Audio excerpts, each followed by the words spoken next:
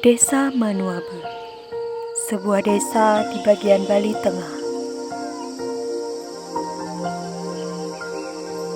Keberadaan desa Manuabe ini adalah desa tua yang sudah ada sebelum agama Hindu masuk ke Bali, atau sebelum peradaban-peradaban.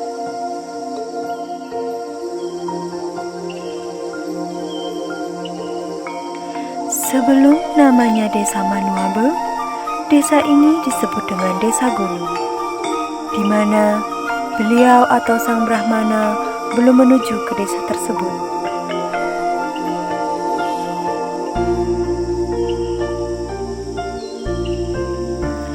Dijelaskan juga mengapa desa gunung ini disebut desa tua, dikarenakan peninggalan prasejarah memang bisa kita lihat seperti adanya megalitikum yang artinya sarkofagus. Ada 2 sarkofagus yang terdapat di Batu Lusu, dan juga ada beberapa percetakan tangkai Nangkaraya yang ada di desa Pejeng.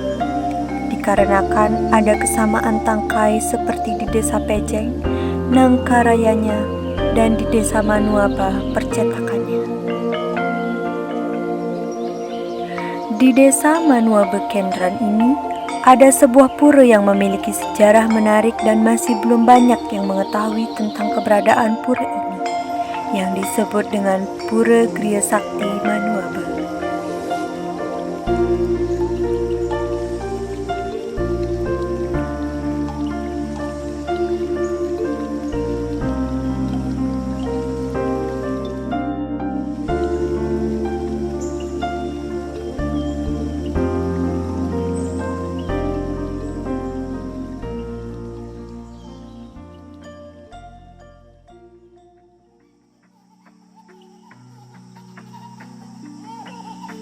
Pura Griya Sakti Manuabe merupakan cikal bakal sejarah Tra Brahmana yang muasalnya adalah griya yang akhirnya jadi tempat pemujaan.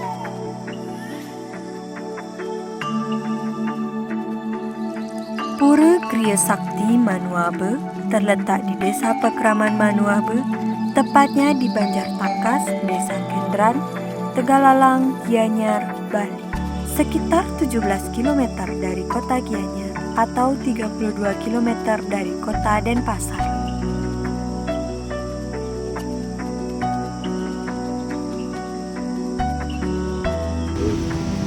Dikisahkan dulu desa ini belum bernama Desa Manuabe. Menurut tetua kami, desa ini dulunya adalah bernama Desa Gunung, artinya ada di pegunungan. Jadi waktu itu dikisahkan desa kami sedang dilanda bahaya atau penyakit, atau di dalam bahasa Bali disebut dengan merana. Jadi di sawah sering gagal panen, begitu juga penduduk Krama desa gunung itu banyak yang sakit tidak bisa terobati, bahkan banyak yang meninggal. Jadi inilah yang menyebabkan kebingungan daripada penghulu-penghulu atau tetua-tetua yang berada di desa gunung itu. Jadi akhirnya atas kesepakatan dari tetua-tetua, maka tetua atau bendesa pada saat itu datanglah menghadap kepada Raja Bali pada saat itu yang berada di kerajaan Begel atau Klungkung. Nah, jadi atas persetujuan beliau sang raja, maka diutuslah Bagawanta beliau. Jadi Bagawanta beliau itu yang bernama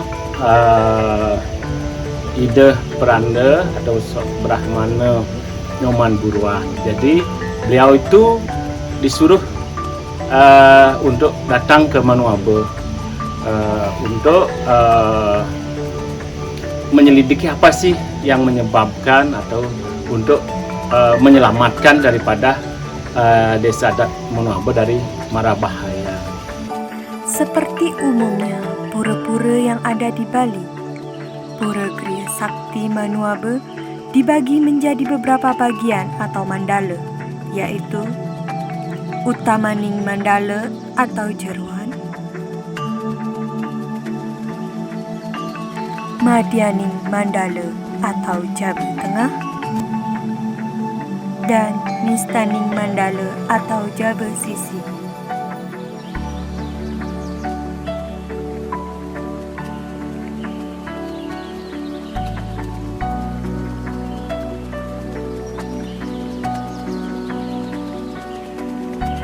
Di bagian Utamaning Mandala terdiri dari beberapa pelinggih, di antaranya Padmasana, yaitu stana Ida Sangyang Widiwasa, di mana Padmasana ini biasanya digunakan selain sebagai niasa stana Sangyang Siwa Raditya atau Sangyang Tripurusa, juga sebagai niasa Sangyang Tunggal, yaitu Yang Widi Yang Maha Esa.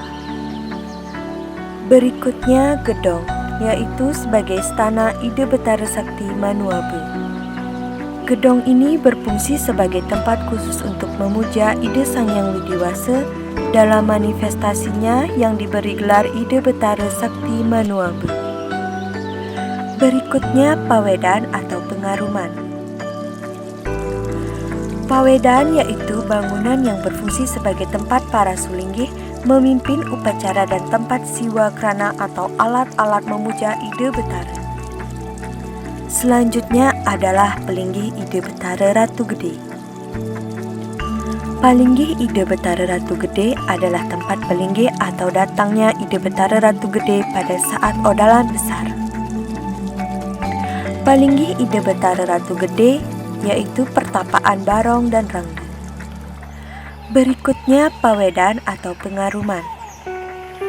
Di Pawedan ini ditempatkan 2 buah dulang yang dilengkapi alat-alat pemujaan untuk Brahmana dan pendeta.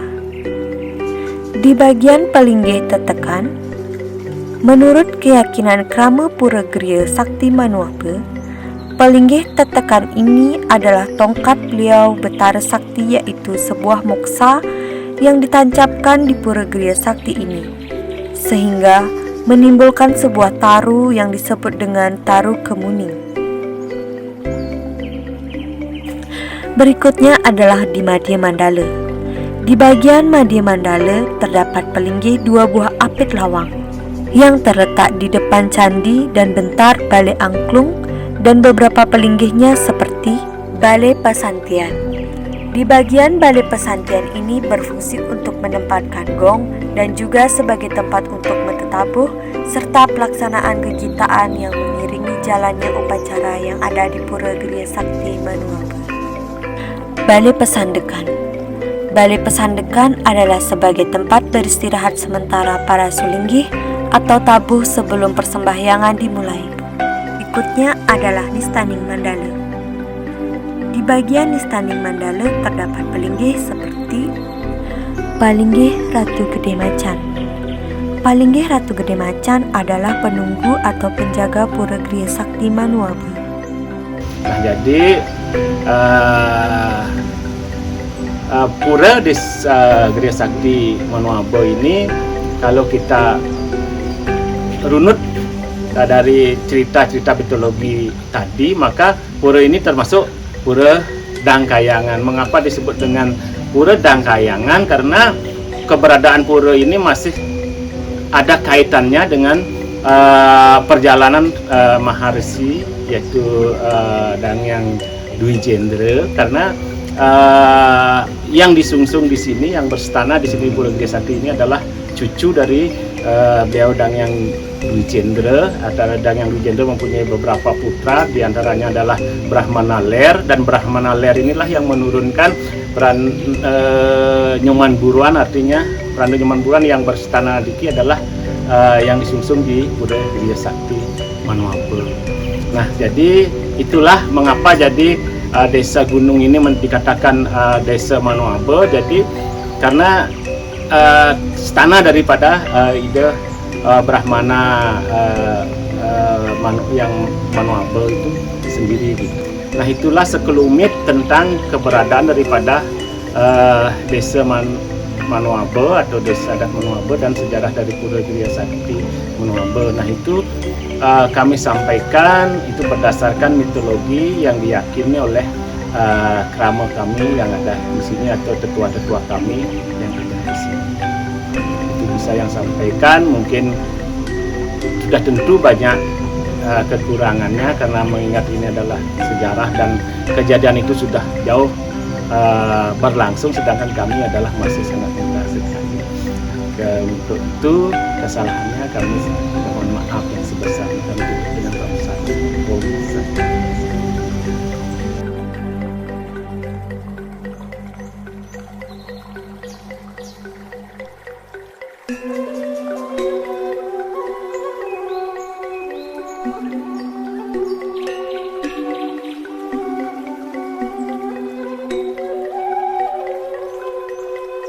Om.